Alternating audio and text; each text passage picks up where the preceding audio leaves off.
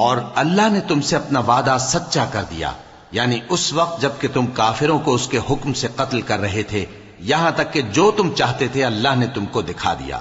اس کے بعد تم نے ہمت ہار دی اور پیغمبر کے حکم کی تعمیل میں جھگڑا کرنے لگے اور تم نے اس کی نافرمانی کی۔ بعض تو تم میں سے دنیا کے طلبگار تھے اور بعض آخرت کے طالب۔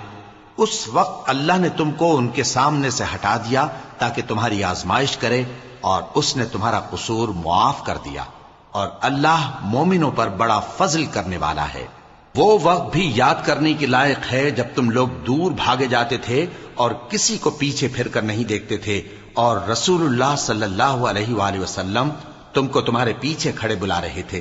تو اللہ نے تم کو غم پر غم پہنچایا تاکہ جو چیز تمہارے ہاتھ سے جاتی رہی یا جو مصیبت تم پر واقع ہوئی ہے اس سے تم غمگین نہ ہو، اور اللہ تمہارے سب اعمال سے خبردار ہے۔